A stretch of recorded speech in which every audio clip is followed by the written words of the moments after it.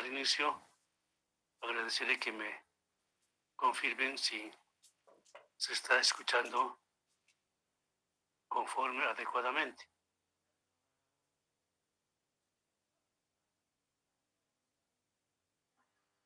Sí, se escucha bien. Ya, gracias. Entonces, vamos a dar inicio a nuestro curso virtual de TAT. Estuvimos en el diseño de aislamiento de líneas de transmisión, ¿no es cierto? Habíamos dicho que el objetivo es de que diseñamos una línea que tenga un comportamiento aceptable y que económicamente sea viable.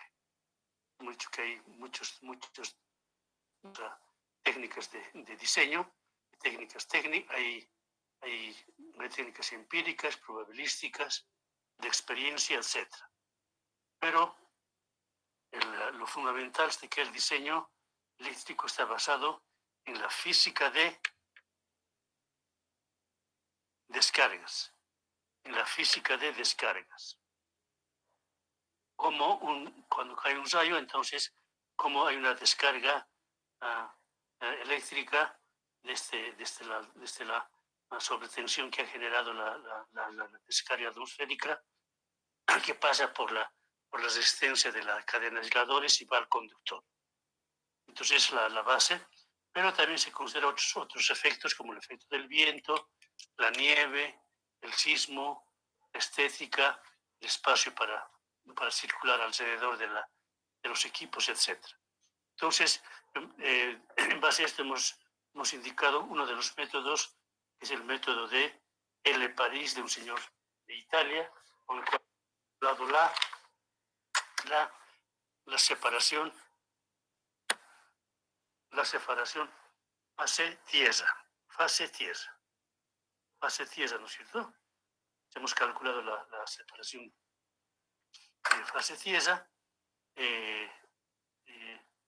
y adicionalmente hemos explicado el método de Gallet y Leroy, que son comportamientos semiempíricos que tratan de reflejar el dimensionamiento de laboratorios eléctricos de alta tensión. Luego de eso, hemos visto la parte de cómo se calculan las distancias fase-fase, porque la anterior eran distancias fase-tierra. Las distancias fase-fase, entonces, estas distancias fase-fase, hemos indicado que se pueden hacer de dos formas. Uno, que el coeficiente K de explosor, en el anterior caso, en el de París, era fase-tierra. Eso tenemos que adecuarlo a fase-fase. Entonces, con eso no hay ningún problema. Y el otro, la configuración de los electrodos, también era fase-tierra. Ahora para esto tenemos que adecuarlo a fase-fase y por lo tanto ya no hubiese ningún problema. Entonces, más o menos considerando estos criterios, hemos definido que calcular la distancia fase-tierra, y para volverlo fase-fase multiplicamos por un factor P,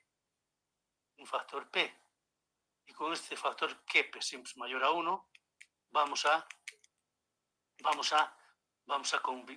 convertirlo la distancia fase-tierra a fase-fase.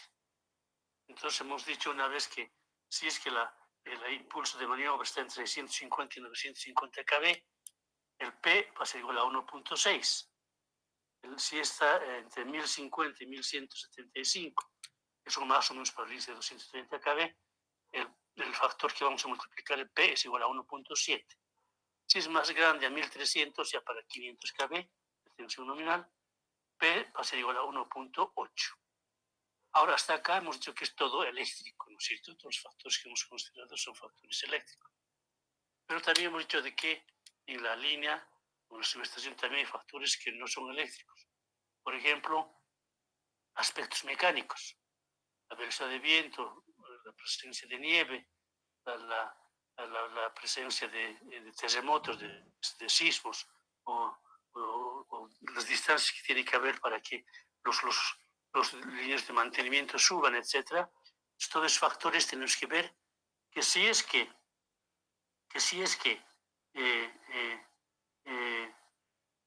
nuestra tensión está entre 400 y 800 kV, entonces se puede considerar entre 2.8 y 3. Y si es que es menor a 400, que es nuestro caso, porque tenemos solamente tensiones hasta 230 kV en este momento, entonces el P va a ser igual entre 2.5 y 2.8. 2.5, 2.8. Entonces, eso con esto, la distancia fase-cierre lo volvemos fase. Luego hemos visto cuál es el efecto de la presión barométrica de la altura sobre el nivel del mar y de la temperatura. Entonces, con eso hemos definido un factor de coeficiente de enrarecimiento delta, en función de la altitud sobre el nivel del mar y de la temperatura. Entonces, ese valor siempre es menor a 1. Entonces, hemos dicho que si tenemos una línea de 230, las fórmulas que hemos utilizado hasta ahora son al nivel del mar. Con eso calculamos en una línea, por ejemplo, en Santa Cruz. Santa Cruz está al nivel del mar. Calculamos eso. Pero si tenemos que calcular una línea en Oruro, que está a 4.000 metros, 3.900, 4.000 metros, entonces tenemos que dividir la tensión nominal entre delta, que es menor a 1, y por lo tanto una línea de 230 en Santa Cruz es más o menos como una línea de 345 en Oruro. Es como sería una línea de 345. Hay que diseñar para ese valor. Y también que hemos dicho que si tenemos un equipo, un transformador en Santa Cruz de 230 kV y lo llevamos a Oruro a hacer las pruebas. En Oruro hemos dicho que el delta es menor a 1, ese 230 multiplicamos por delta, ahora multiplicamos por delta, pues en vez de 230 kV va a ser 185, 190 kV. Con esa tensión hay que hacer la prueba.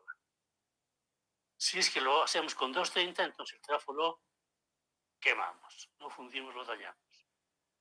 Estuvimos ahí en la anterior clase y estuvimos por empezar a diseñar el diseño de aislamiento de líneas por sobretensiones de origen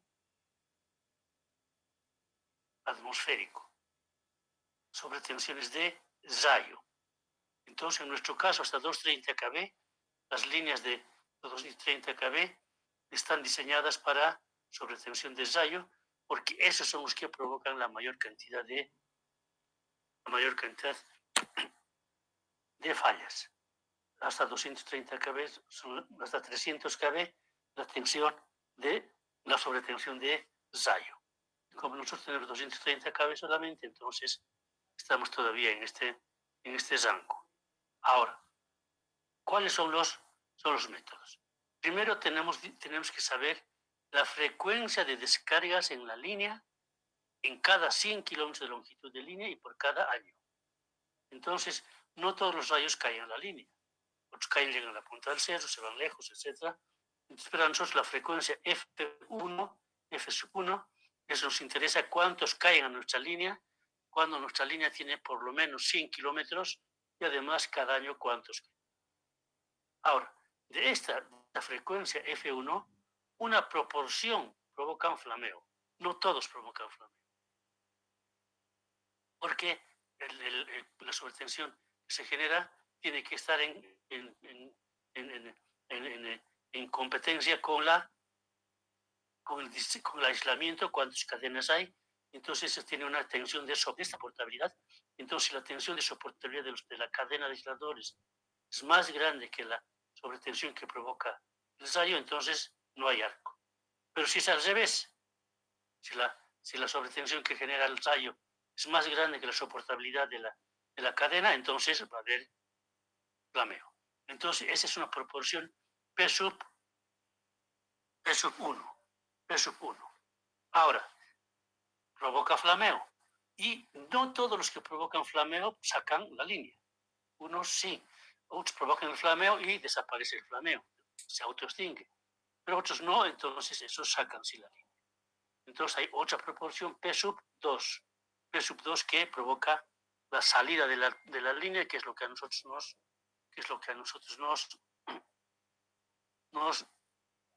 nos interesa. Ahora, en base a esto, tenemos el índice de flameo. El índice de flameo, que es F sub A, que va a ser igual a F sub 1, que es la frecuencia de descargas en la línea de 100 kilómetros por año, y por P sub 1, la cantidad de estas que provocan flameo. Entonces, F sub A va a ser igual a F sub 1 por P sub 1, y esos son flameos por cada 100 kilómetros y al año. También hay un índice de salidas.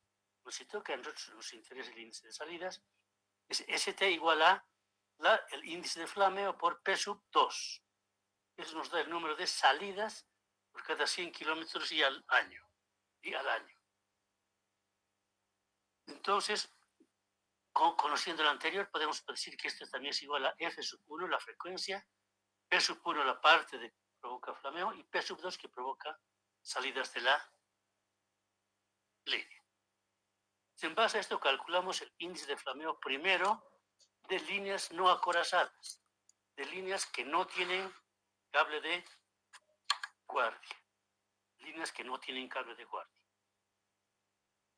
Entonces, cuando un rayo cae a una línea que no tiene cable de guardia, ¿dónde cae? Al conductor de fase. Y entonces la tensión, la corriente que cae al conductor de fase se divide en dos. En el cable en la fase, uno se va a la derecha, otro se va a la izquierda.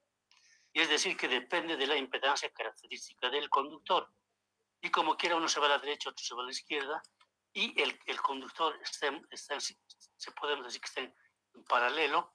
Entonces, el rayo cae como si a una impedancia característica de dos líneas en paralelo. Entonces, Z0 partido por 2, porque las impedancias características son iguales, ambos lados. De tal forma que la tensión que genera es igual a la corriente de rayo que ha caído, multiplicado por la impedancia característica del conductor partido por 2. Entonces, V es igual a I por IR, y corriente de rayo Z0. Entonces, con esto es la ecuación que nos dice cuánto es la sobretensión que ha generado la descarga de rayo, que para nosotros es un generador de corriente. Esa corriente, cuánta tensión ha generado. Por ejemplo, si la corriente de rayo es 10 kV, no, 10 kiloamperios, ¿no? La corriente se mide en amperios, 10 kiloamperios. Es decir, es pequeño, porque los rayos siempre van a ser 50, 70, 80, 100 kiloamperios. Pero supongamos que ha sido un rayo pequeño, de 10 kiloamperios. La impedancia característica del conductor normalmente está cerca a 500 ohmios. Entonces, si reemplazamos a la anterior ecuación, la tensión va a ser igual a 10 kiloamperios por 500 entre 2. Entonces, la tensión va a ser 2500 kilovoltios. 2500 kilovoltios. Una línea de 500 kV, sus aisladores tienen una soportabilidad de 1500 kilovoltios.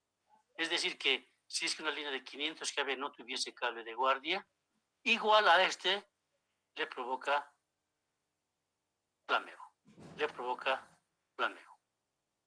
Una corriente de 10 kiloamperios. Si es más grande, peor. Entonces, normalmente podemos sacar la primera conclusión, que cuando un rayo cae a una línea no acorazada, a una línea que no tiene cable de guardia, entonces seguro que sale. 99.9% de que sale que hay flameo. Es por eso que en las líneas de distribución que no tienen cable de guardia, cae un rayo a la fase, seguro que sale, segurísimo que sale. Entonces, esa es la primera conclusión. Pero también tenemos que más o menos saber cuántos rayos van a caer a nuestra línea. ¿Cuántos rayos van a caer a nuestra línea? Y no todos van a caer. Entonces, como primera aproximación, decimos que los rayos pueden caer a los laterales de nuestra línea, a unos 1 kilómetro, 2 kilómetros de nuestra línea. Entonces, eso no nos va a afectar. Pero hay una banda, un ancho en el cual todos los rayos que están cayendo a ese ancho van a caer a nuestra línea. Porque nuestra línea tiene una torre tiene una altitud. Entonces el rayo cuando está cayendo, hemos explicado ya, está cayendo más o menos y ¡pum!, lo atrae la altura de la torre en este caso. Entonces esa banda de atracción es igual a igual a 4 veces la altura de la torre más B, que es la separación entre los conductores. 4 veces la altura de la torre más la separación entre conductores. Ese es el ancho en el cual los rayos nos van a caer. Entonces, con eso tenemos la banda de atracción de rayos que nos van a caer. Ahora también nos interesa cuánto es la frecuencia de rayos que caen en nuestra línea. ¿Cuál es la frecuencia del F1 que hemos explicado anteriormente que van a caer a nuestra línea? Ese F1 podemos calcular dependiendo del número del número seráunico, del número isoseráunico que hemos explicado en la anterior clase, el número de descargas por cada, el número seráunico es el número de días en el año que hay descargas. El nivel isoseráunico es el número de días al año en el que hay descargas. Eso llamamos DT, nivel seráunico. Entonces, en base a eso, se ha calculado una ecuación, lo llamamos F1, la frecuencia de descargas, en que esta ecuación nos dice que F1 es igual a 62 veces el nivel seráunico, 62 dt, entre 30. 62 por dt entre 30. Y dt es el nivel isoseráunico, 10 de tormenta, 10 de descarga al año. Entonces el F1 nos da el número de descargas por cada 100 kilómetros de línea y por cada año. Ahora, si queremos ser más precisos, entonces acá simplemente hemos considerado el nivel isoseráunico. Pero hemos dicho que si la altura de la torre es pequeña, el número de rayos que cae va a ser menor. Si la altura es más grande, por ejemplo, en las líneas de 230 kV, la altura está entre 25 y 30 metros de altura. Y en líneas de 500 kV, la altura es 50, 60 metros de altura. Entonces la altura de la torre también puede variar. Y mientras más alta es la torre, más rayos le van a caer. Entonces, el F1, la frecuencia de descargas, va a ser igual a 2.7 por H. 2.7 por H por dt sobre 30. Simplemente la altura de la estructura ya, de la anterior, dijimos que era 62 dt sobre 30. El 62 lo hemos vuelto 2,7 por H. Y H es la altura promedio del conductor. Entonces, pero el conductor, cuando está en la torre,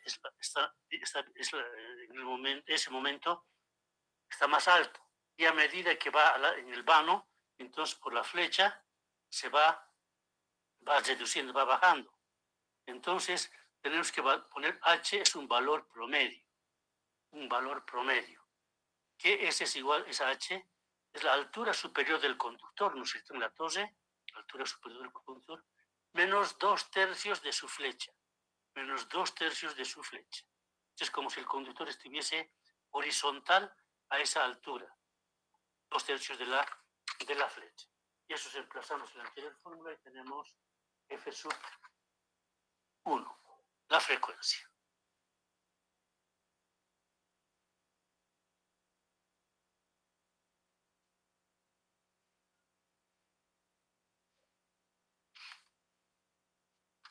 Y ya, entonces, esto hemos dicho para una que es la corriente, 2 veces la tensión fase tierra entre Z0. Estamos simplemente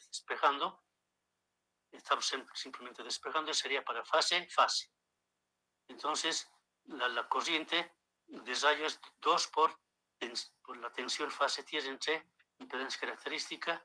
Ahora, si es que consideramos la tensión fase, tiene que ser I sub 2 veces la tensión fase entre Z0, además dividido entre 1 menos K.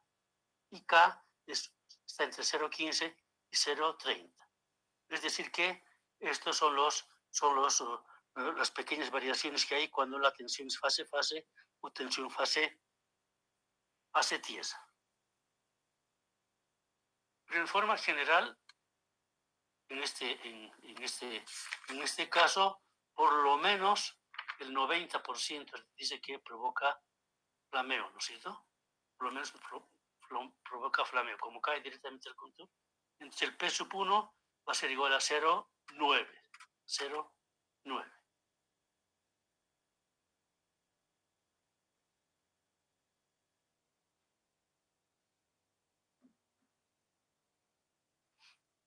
Bien, con esto hemos acabado el cálculo del índice de flameo de líneas sin cable de guardia, de líneas no acorazadas.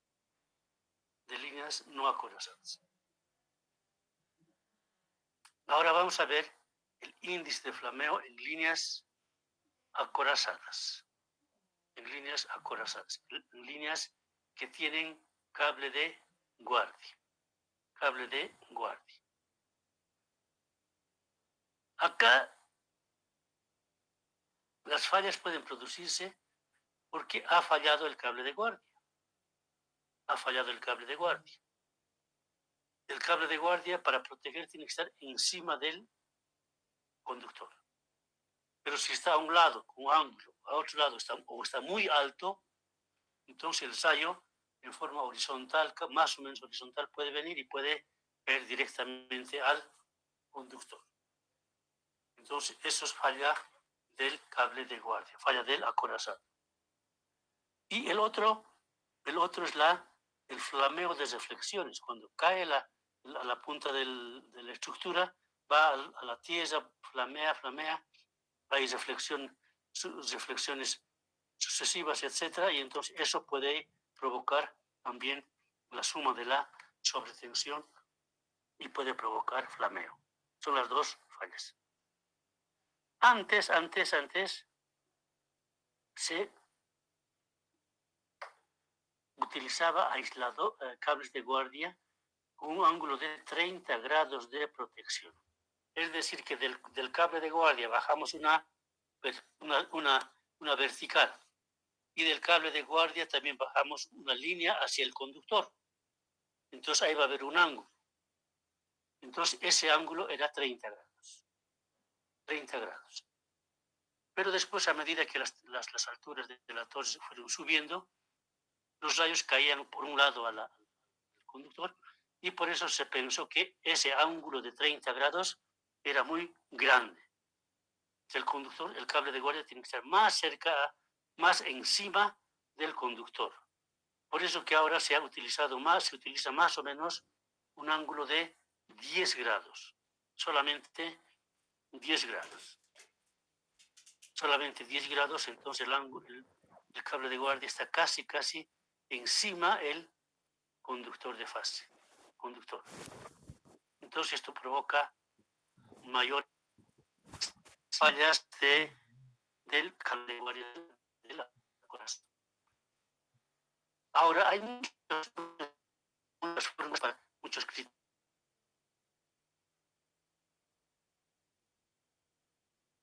criterios, ¿no? Lo que sí nos indica este método, porque es un método probabilístico.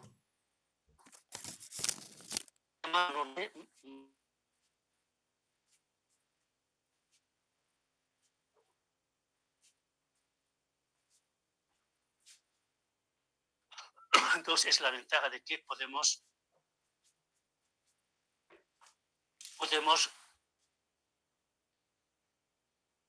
más o menos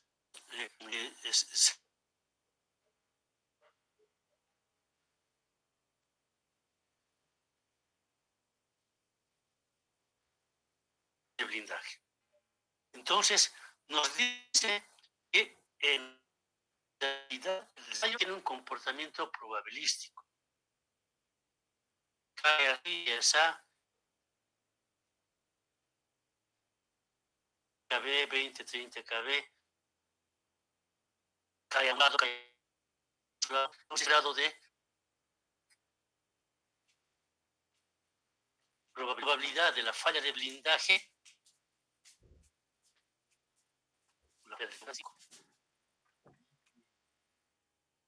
Entonces, él dice que ese grado de probabilidad de falla de blindaje lo hace hace una fórmula. Si el logaritmo de falla de blindaje, logaritmo PB, es igual a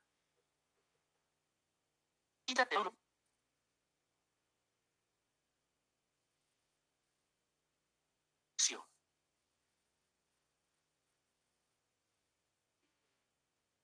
10. Entonces el ángulo θ menos la raíz cuadrada de h sobre 90. H, el ángulo de grados del ángulo de protección, y PB es el porcentaje, que es la probabilidad de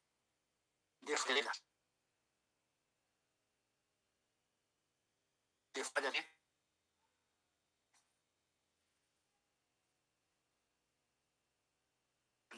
también nos dice que hay una corriente crítica, I sub 1. I sub 1 es 2 veces la tensión crítica de flameo, partido por impedancia característica.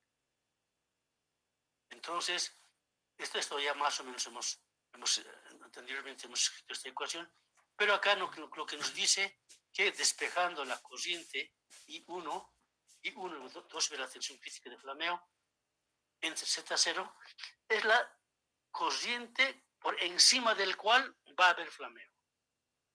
Entonces nos dice que si el rayo es más grande que esto, va a haber flameo. Si es por debajo, no va a haber flameo. Si es por debajo, no va a haber flameo. Entonces, ya con esto podemos calcular si tenemos nuestra impedancia característica de nuestro conductor. El rayo cae, nos va a la derecha, va a la izquierda, por eso es partido por 2. Entonces, pero con esta impedancia característica que podemos nosotros calcular, raíz cuadrada de L sobre C, ¿no es cierto? Con eso calculamos y con eso podemos calcular la corriente crítica, por encima del cual va a haber flameo y por debajo no va a haber flameo. Y también nos dice cuál es la probabilidad de que el rayo sea igual o mayor a la tensión, a la corriente crítica.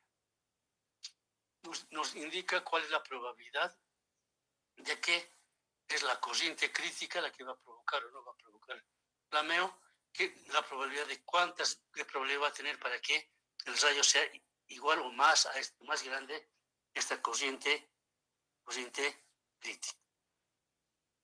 Entonces, él también da una probabilidad porcentual, logaritmo de P sub 1, ¿no es cierto? P sub 1 es la probabilidad de cuántos, del F1, cuántas caen y cuántos provocan flameo, era el P sub 1. Entonces es igual a 2 menos la corriente crítica sobre 60.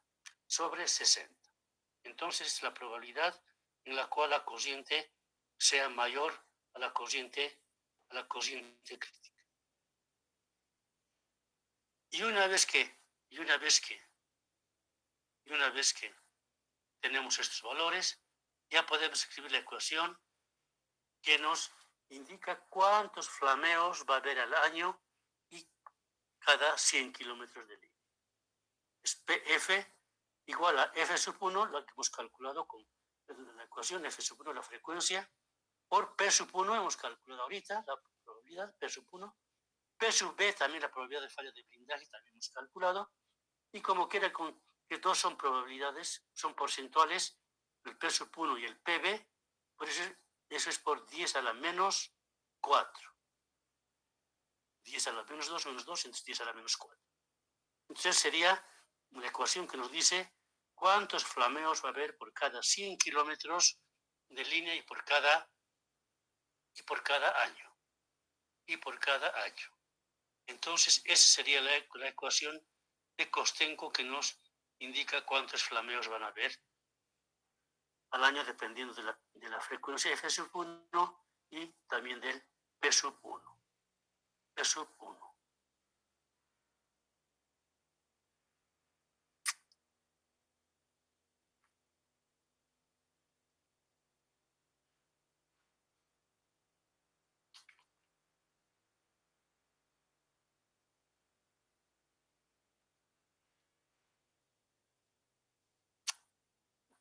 También hasta ahora no hemos considerado la impedancia característica de la torre. Cuando el rayo cae a la punta de la torre, entonces el rayo, hemos dicho que tiene una característica probabilística. Muchas veces tiene una corriente grande, muchas veces tiene una corriente pequeña.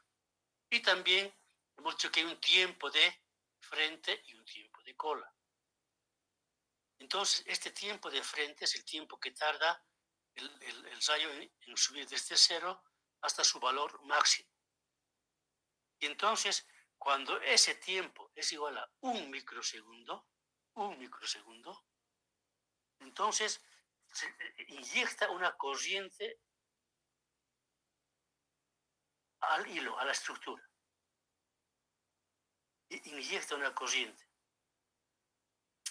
Ahora, si es que ese tiempo de frente es más pequeño, tarda más en crecer, tarda más en llegar hasta su valor máximo, entonces, por ejemplo, si son dos microsegundos,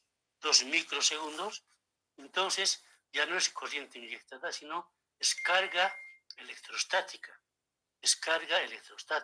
tarda más. Entonces, de los dos, en la práctica, el de corriente inyectada, cuando la corriente crece ratito, en un microsegundo sube a su valor máximo, ese es el que provoca más descargas. Es el que hay que considerarlo con más intensidad. Entonces, para eso calculamos un poquito la impedancia característica de la torre.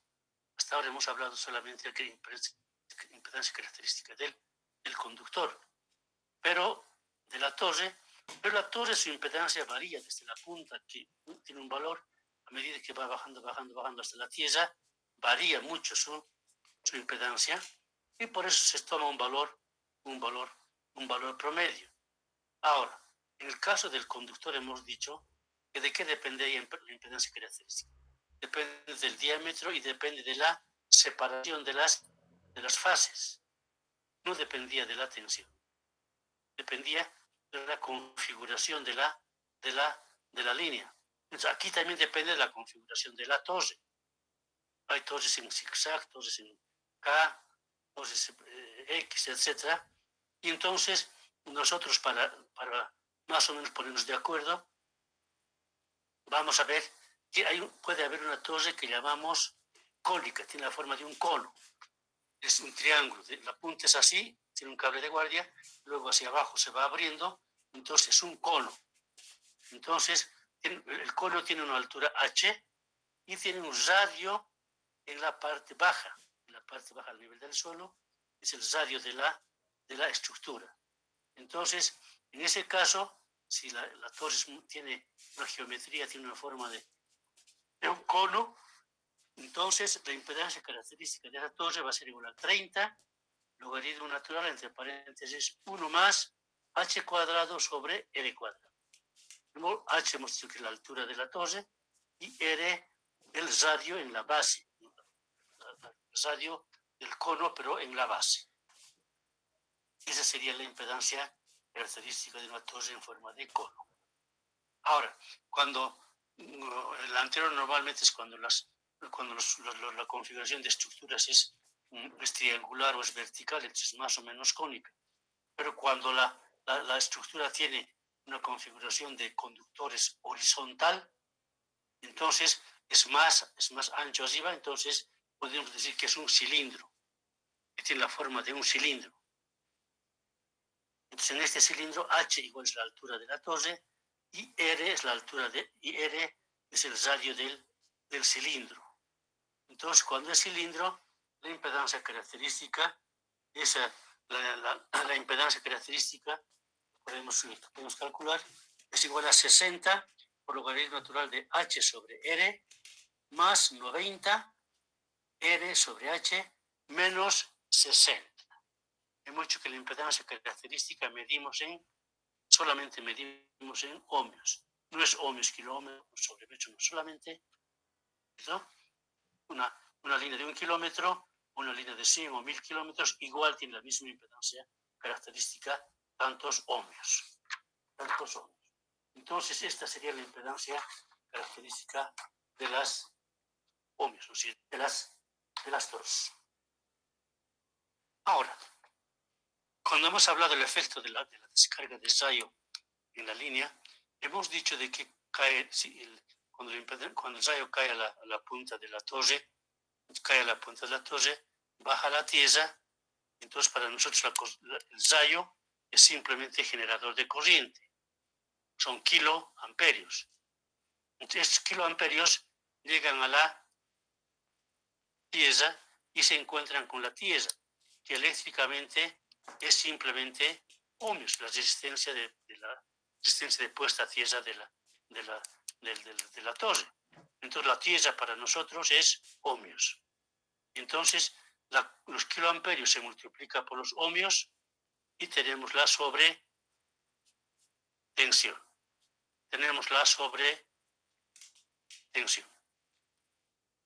Y entonces esta sobretensión depende de ¿qué? De la corriente de rayo. La corriente de rayo nosotros en absoluto no podemos influir. Tiene naturaleza probabilística. Hay tantos kiloamperios, tantos así, cae aquí, cae allá, etc. Es pura probabilidad. Pero lo que sí, la resistencia del suelo de la Tierra, un poco podemos influir. Entonces, normalmente cuando puede ser 100 o la resistividad del terreno, también lamentablemente es variable, pero puede ser 100 ohmios metro, cuando la tierra es húmeda, es más o menos bajo. Ahora, si el terreno está seco, el mismo terreno se seca, entonces sube a 1000 ohmios metro. La misma tierra. Nadie lo ha tocado, simplemente se ha secado, el sol le ha secado, entonces sube a 1000. Ahora, si es roca, si el terreno es rocoso, entonces sería más o menos 100, 10 a la 7. 10 a la 7 ohmios metro.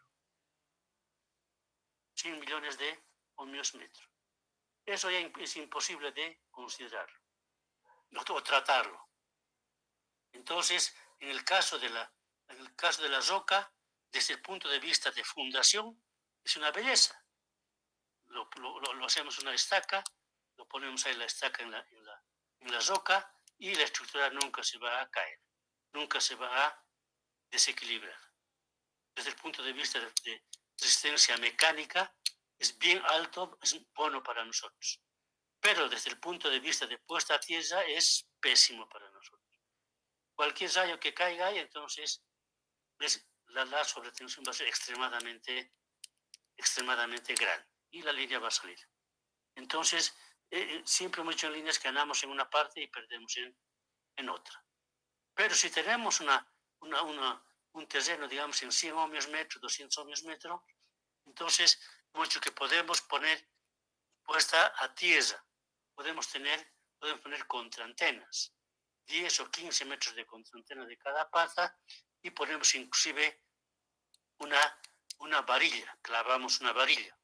Entonces, cuando cae el rayo, entonces en la contraantena, en los primeros 10 metros, 15 o 20 metros que está yendo, o 30 metros que está yendo, ahí se descarga la corriente. Se descarga la corriente. Y, y la varilla clavamos abajo, ¿no es cierto? Porque consideramos, y si tenemos suerte, ponemos una varilla de 2 metros. ¿No? Normalmente una varilla de 10 pies, ¿no? Entonces 2,20, 2,30 metros de profundidad tiene.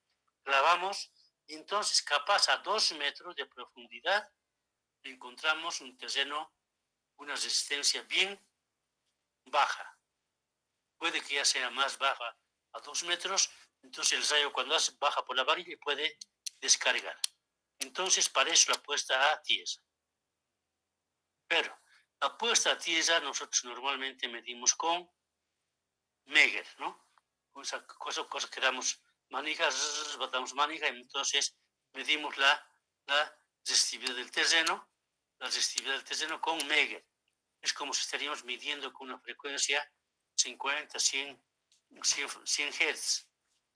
Pero en realidad, cuando cae el rayo, entonces ¿a qué tensión se va a enfrentar la resistencia de puesta a tierra? A la sobretensión provocada por el rayo. Entonces, hemos dicho que el rayo sube 1 microsegundo su tiempo de frente. Es como si sería una tensión de alta frecuencia. Alta frecuencia. Y cuando es alta frecuencia, la resistencia de tierra baja. Entre un 5 o 15% más bajo va a ser de lo que nosotros hemos medido con el Megger. Entonces 15% más bajo va a ser con relación a la onda de impulso de rayo que con el Megger que hemos medido. Ahí nos hemos equivocado, pero nos hemos equivocado a nuestro favor, ¿no es cierto? Si la resistencia de puesta a tierra va a ser un poco menor, entonces la sobretensión también va a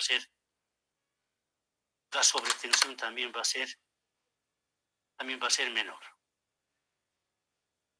Pero eso ya en el momento del rayo no podemos medir, pero sabemos que va a ser 15% menos. Entonces un poquito nos va a ayudar.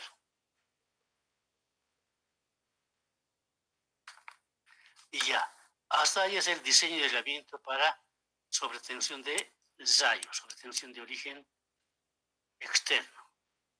No sé si tienen alguna pregunta. Me dieron una pregunta. Sí, dígame. Cuando hacemos la medición de puesta a tierra con el urómetro, con el Megger,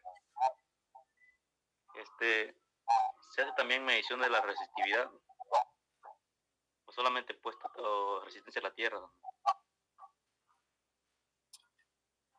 Cuando tenemos la ruta de la línea, y no hemos instalado todavía ni una torre, pero sabemos dónde vamos a colocar. Por cierto, tenemos la ruta y entonces definimos aquí va a ser una torre, pero todavía no hemos instalado. Entonces, en ese momento vamos con el Megger y con el método Werner de 4 varillas, ponemos 4 varillas a la misma distancia, medimos resistividad, ohmios metro. Lo que aquí hemos dicho, ¿no es cierto? Que el terreno húmedo es más o menos 100 ohmios metro. Si el terreno se seca, entonces es 1000 ohmios metro. Es resistividad. Después, con esto, más o menos decidimos cómo va a ser la puesta a tierra. Después instalamos la estructura, y en ese momento, antes de colocar el cable de guardia, ahí medimos la resistencia. En allá medimos resistencia, pero sin cable de guardia. Entonces, esa resistencia va a ser 60 ohmios, es ohmios ya, 40, 20, quisiéramos que sea menos de 20 o menos de 10. Colocamos contraantenas. Normalmente, en ese momento nos fijamos, está la torre, nos paramos ahí y miramos dónde el terreno tiene una resistividad menor, donde no hay roca. La roca hemos dicho que es muy alto para nosotros, entonces solamente donde hay tierra húmeda, donde hay tierra vegetal, por ejemplo, hay que colocar la contraantena. Donde el terreno tiene una resistividad baja, ahí es la de colocar la contraantena, porque ahí va a bajar más rápido la corriente, se va el objetivo de la resistencia de la contraantena, cuando el rayo cae, entonces de la contraantena se vaya a la tierra. Entonces, si el terreno es terreno vegetal, entonces se va a ir rápido. O si el terreno es rocoso, la roca no lo permite, entonces se queda. Entonces, eso es la característica. Ahora, si es que ya hemos colocado la contraantena en la estructura, entonces el método que estamos midiendo con este método Meger, Wiener, etcétera, ya no sirve, porque la resistencia se va a ir por la torre a la contraantena, y por la contraantena se va a ir por el cable de guardia se va a ir a la derecha, izquierda, va a estar en paralelo y va a ser bajo. Entonces, cuando ya la línea está con cable de guardia, hay que utilizar otro medidor, otro equipo que es de alta frecuencia. Si es de alta frecuencia, entonces no va a subir hasta la punta de la estructura y no se va a ir por el cable de guardia. Pues cuando la línea ya está en servicio,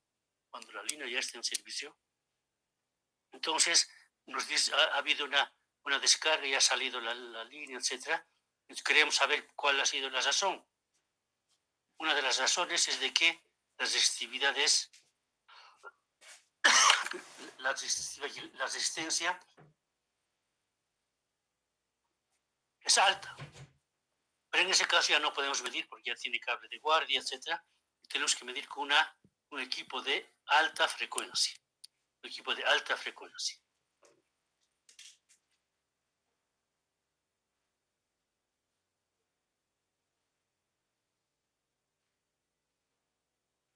Sí, porque en la construcción de una torre que estaban haciendo por el Chapare, para allá,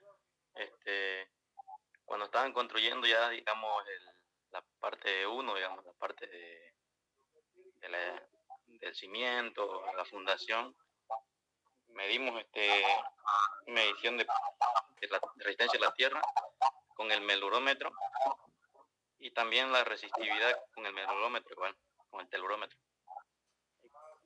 Y por eso le preguntaba si es que se podía medir con el Meger la resistividad y también la resistencia, porque nosotros lo hicimos. Así, por eso cuando no hay todavía puesta tierra, no hay torre, entonces lo que se puede medir es solamente resistividad, ohmios metro nomás. El terreno medimos ohmios metro no nos va a dar, ohmios nomás no nos va a dar, pero cuando ya tiene fundación, ya tiene estructura, etcétera, ya podemos medir ohmios.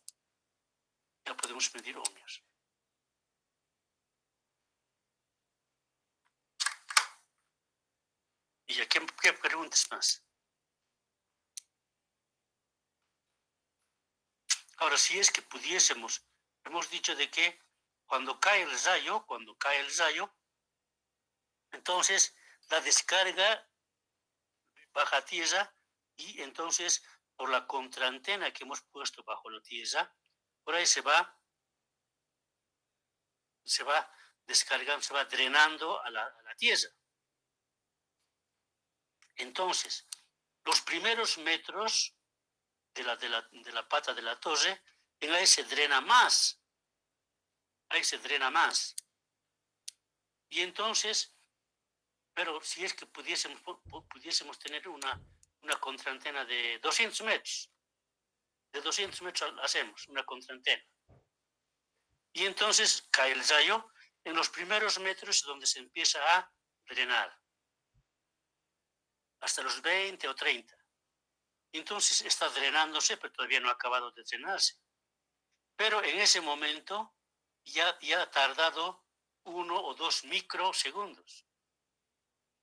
Ya ha tardado 2 microsegundos. Y entonces no se ha drenado todavía toda su corriente. Solamente se ha drenado una parte, un 20 o 30%. Entonces la corriente sigue grande y la sobretensión multiplicada por la corriente multiplicada por la puesta a tierra, se hace la sobretensión y es grande y puede sacar la línea. Entonces, en vano hemos puesto una contraantena de 100 metros. Porque los primeros 20 o 30 es lo que ha logrado drenar. Y el tiempo no le ha dado para que se drene en los 50, 70, 100 metros. 100 metros. No sé si les he comentado, había un minero que tenía su mina, le contrató a un ingeniero eléctrico y le dijo, házmelo una línea, para que vaya a mi mina. Estaba ahí la mina unos 20 kilómetros. Entonces, desde acá házmelo una línea, pero yo tengo plata. Quiero que me lo hagas una línea que no salga, porque yo tengo gente que está trabajando dentro de la mina, estamos perforando, estamos haciendo todo. Si es que algo pasa, el agua también se nos va a llenar, puede morir gente. Si yo quiero que la línea no falle nunca, no importa la plata, aquí yo tengo dinero, entonces yo te doy para que no falle. Entonces el tipo dijo, ya está bien, vamos a hacer. Entonces ha puesto la contraantena desde la primera torre hasta la última, en forma paralela a la línea. Y además por el lado derecho, por el lado izquierdo. Entonces era 20 kilómetros la línea. Entonces por un lado ha hecho 20 kilómetros de contraantena y por el otro lado otros 20. En total era 40 kilómetros de contraantena que ha colocado. Y con eso dijo, nunca va a salir. Entonces se ha instalado y ¡pum!, la línea ha empezado a salir. Entonces ahí es la cuestión de que hay una longitud óptima de contraantena. Longitud óptima de contraantena. Normalmente decimos, ahora estamos en San Juan, el 24 va a ser, antes en San Juan hacíamos fogata. Y entonces en la fogata, al lado de la fogata, había gente que se paraba y esos son los que se quemaban más. Pero los que se paraban en segunda fila se quemaban un poco menos.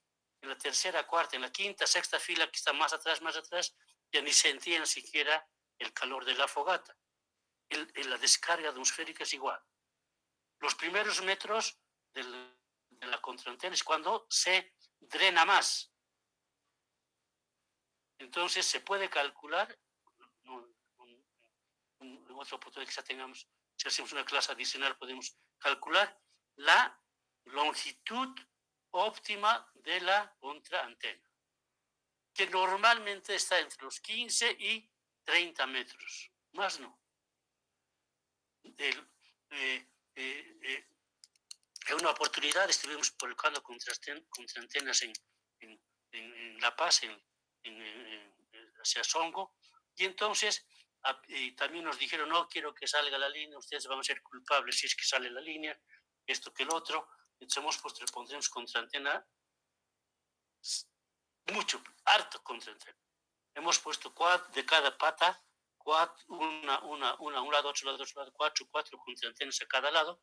Entonces dijimos, con tanta contraantena el rayo no va a generar sobretensión. Entonces hemos colocado, hemos empezado a medir, era 100 ohmios. Hemos puesto 30 metros, ha bajado a 60. Otros 30, ha bajado a 20 ohmios. Ha bajado, y de un punto ha vuelto a subir. No nos explicábamos por qué. El terreno es así. su comportamiento es muy heterogéneo. Por eso, solamente tenemos que colocar, lamentablemente, la longitud óptima de contraantena. Más si coloca, ha botado plata, ha enterrado plata en el suelo nada más. No va a mejorar. No va a mejorar. Los primeros 15, 20, 30 metros, eso sí va a mejorar. Eso sí va a mejorar. Inclusive si es que está en terreno donde no va a haber gente que se va a robar, se puede colocar contraantenas de cobre. Contraantenas de cobre, no de acero. Entonces, con la contraantena de cobre drena más rápido. Entonces, eso es un poco mejor. Pero el problema es de que si es que alguien de la zona se ha dado cuenta que es cobre, va a decir, esto había sido oro. Se lo va a sacar y se pierde la contraantena. Por eso que las contraantenas normalmente se colocan solamente de acero, para que la gente del lugar no se robe, para que no crean de que es oro y que van a vender y qué sé yo. Entonces, esas son las historias de las contraantenas. No sé si tienen más preguntas. Ingeniero, para hacer estas mediciones de puesta a tierra es necesario considerar el tiempo, ¿no es? ¿O me equivoco? Ahora, ya hemos dicho de que cuando el terreno está seco, la resistencia y la resistividad sube. Cuando está húmedo, la resistencia baja.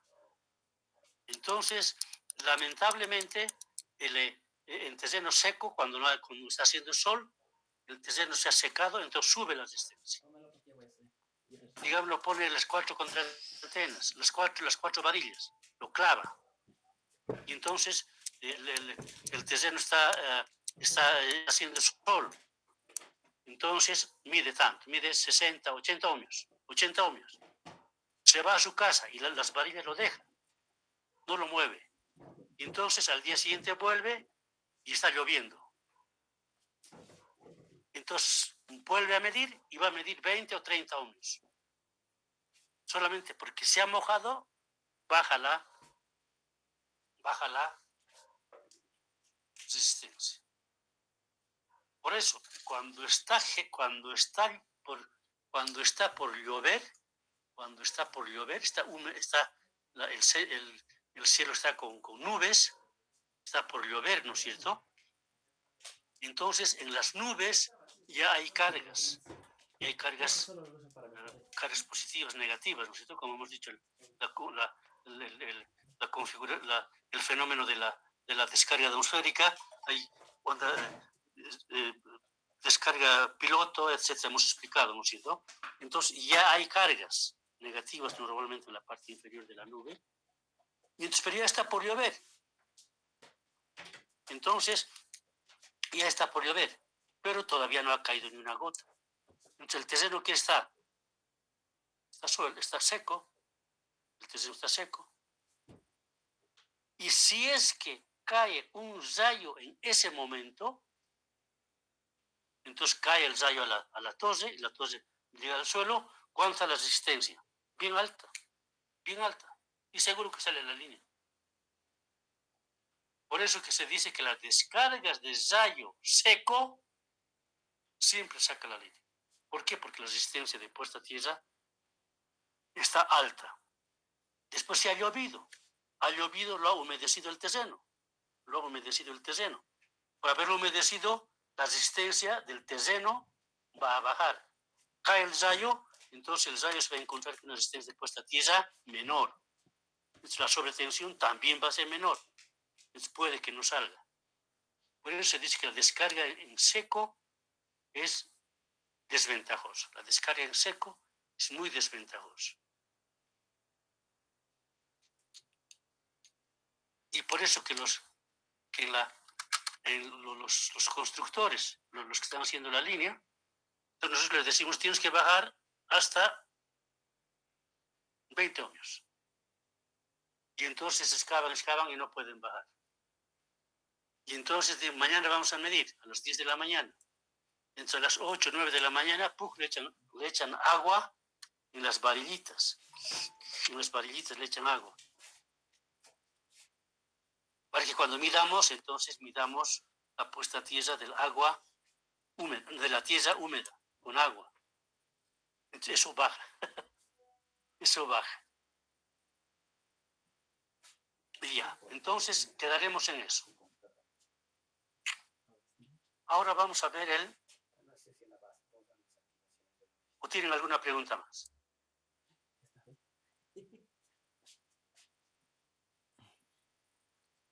Ya, si no hay más pregunta, vamos a ver el diseño de aislamiento de líneas por sobretensiones de maniobra. Por sobretensiones de maniobra de interruptor. Hemos dicho que cuando abrimos o cerramos un interruptor, ya sea en forma manual o en forma automática, se genera sobretensión.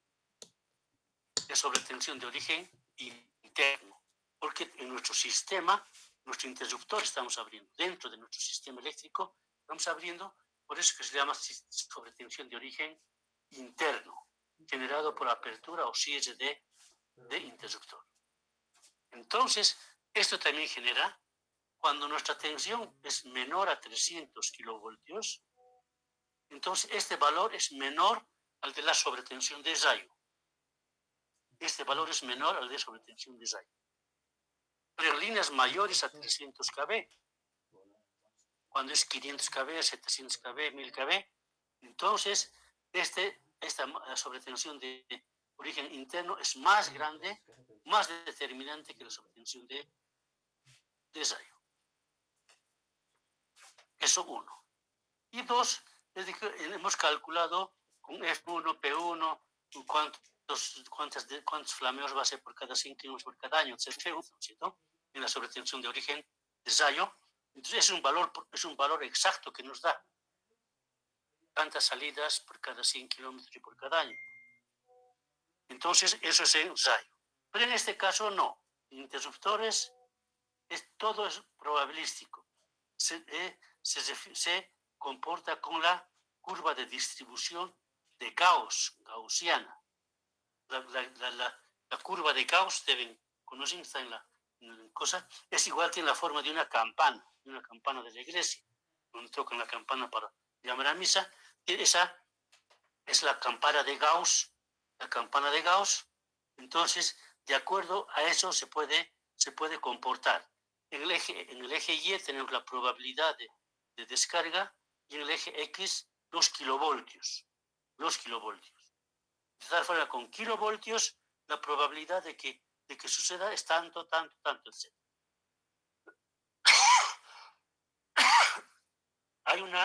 Hay un valor semiprobabilístico en la campana de Gauss, el valor máximo, que ese es cuando se genera con mayor probabilidad, pero es probabilidad nomás.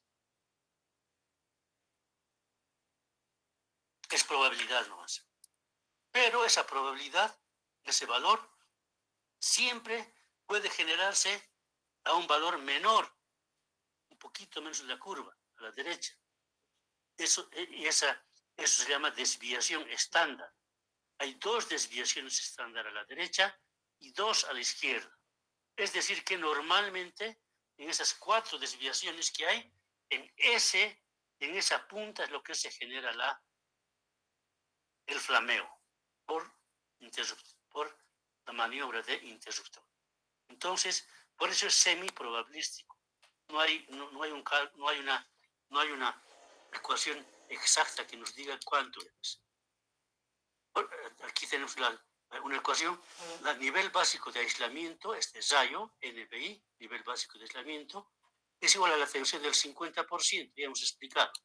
Cuando aplicamos 100 cargas, 50% hay fallas y 50 no. Esto es la tensión del 50%. Es la tensión crítica de flameo 1 menos K1 por sigma 1. Entonces, sigma es la desviación estándar y K es una constante que la ecuación nos va a dar. Entonces, lo que aquí varía es el sigma. Y el sigma para el NBS, el nivel básico de switcheo, el de interruptor, nivel básico de switcheo, es igual a la ecuación simplemente que el sigma 2 va a variar. El sigma 1 es 3%, es 3%, 0.03. Porque no tenemos tanta seguridad. Y el sigma 2 va a ser 0, va a ser 6%, 0.06, 6% de variación de desviación estándar,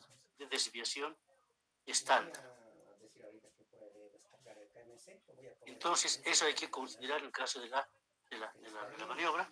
Y entonces, acá en igual forma, hay muchos programas, especialmente ahora todos con programas, que nos calculan estos valores semiprobabilísticos, pero vamos a indicar uno que es el método método canadiense, que nos da una idea básica de cuál es el comportamiento de la sobretensión de maniobra,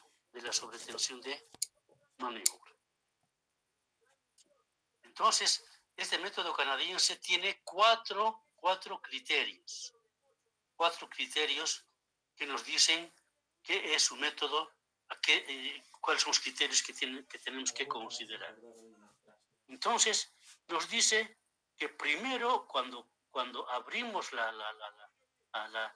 interruptor, va a haber una sobretensión de maniobra que vamos a generar. Una sobretensión de maniobra, que depende, nuestro sistema es 50 Hz, ¿no es cierto? Vemos que el interruptor cuando abre, ¿en qué altura de la tensión nominal estamos? ¿No es cierto? Como sinusoidal, entonces va a ser valor máximo, baja a 0. Después vuelve negativo, otra vez sube, otra vez 0, otra vez positivo, negativo, etc. Que la tensión no es fija, la tensión nominal no es fija. Decimos que es 230 kb, es mentira. 230 kb es el valor nominal, pero la tensión desde 0 sube a raíz cuadrada de 230 raíz cuadrada de 3, entonces sube ese valor, baja, sube, baja. Entonces es corriente alterna.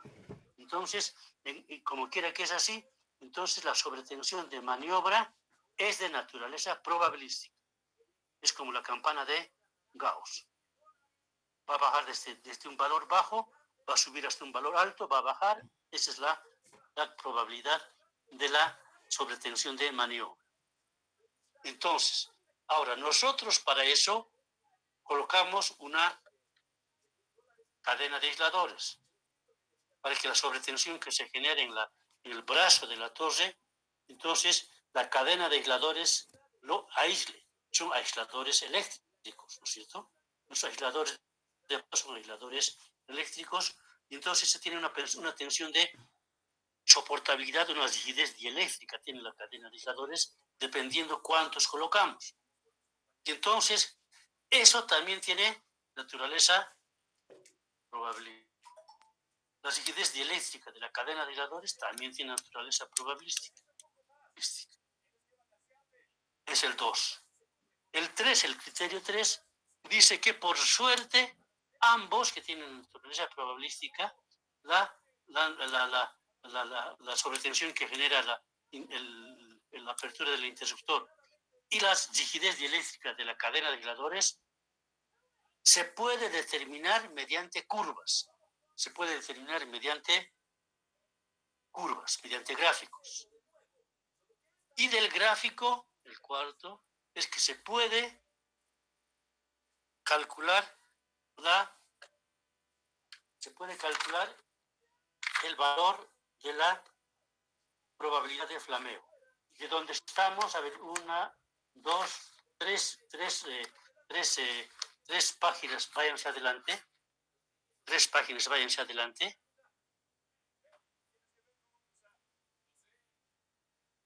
Entonces, ahí está el gráfico y en la curva, en el eje Y de nuestro sistema de coordenadas, está la probabilidad en porcentaje. Y en el eje X están los kilovoltios. los kilovoltios. Entonces, si ahí se fija, está en la parte inferior de la página esa, de la página 108, no sé. Entonces, ahí vemos que hay una curva probabilística de forma de campana de Gauss que dice PSTM, sobre tensión de maniobra, en función del voltaje de la campana de Gauss. Es la solicitación que genera la sobretensión de maniobra por haber abierto el interruptor. Y en la parte derechita de ese dibujo está la rigidez dieléctrica de la aislación. ¿Cuánto aguanta el aislador? Dependiendo cuántos aisladores hemos puesto. Entonces, y luego sacamos el primero, la primera, los canadienses nos dicen que hay una sobretensión de maniobra que tiene forma de Gauss. Tiene una rigidez eléctrica que tiene forma de Gauss. Es la 2 y la 3. Y la 4 nos dicen, si integramos ambas ecuaciones, integral de la sobretensión de maniobra y la rigidez dieléctrica, integramos, sacamos la probabilidad de flameo. Entonces, ustedes saben que la integral de una curva es el área por debajo de la curva, ¿no es cierto? Entonces, por debajo de la campana de Gauss de la sobretensión de maniobra, eso hemos integrado, y de la rigidez eléctrica también hemos integrado. Pero el uno con el otro no están uno encima del otro, pero hay una partecita que está saturadita, que sí es de los dos. Es la probabilidad de flameo. Entonces, ¿esto qué nos quiere decir?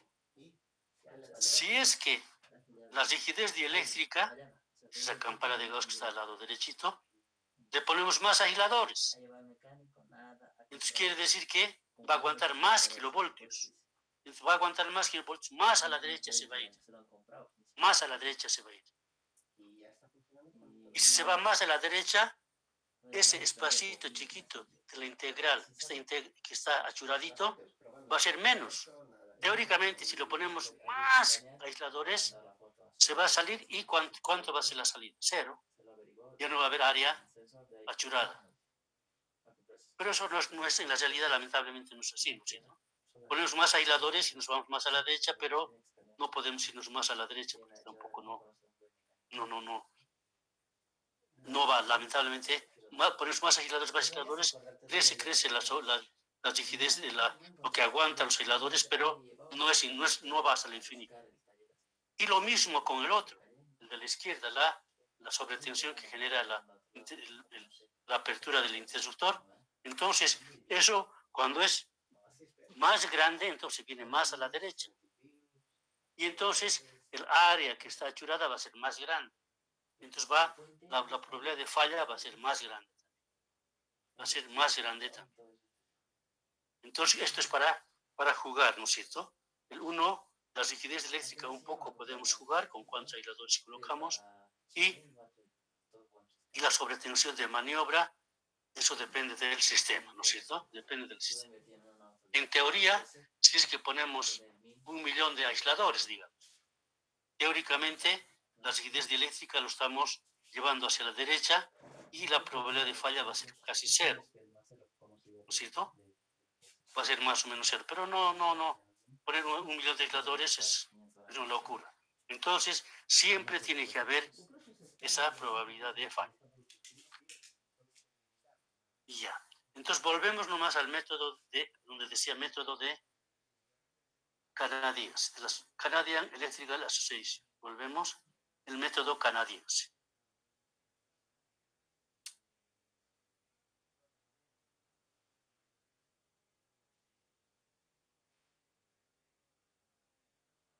Entonces, este método canadiense nos ha dicho que son 4 factores que tenemos que considerar. Y una vez que hemos considerado los 4 factores, ya tenemos la filosofía de este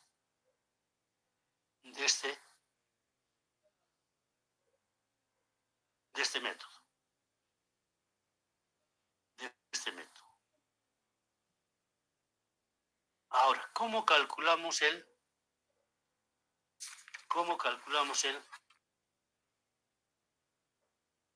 método?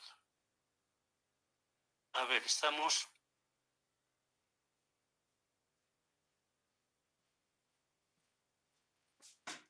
en la materia de PAT, ¿no? Y hemos fijado el primer parcial el sábado 27 de junio.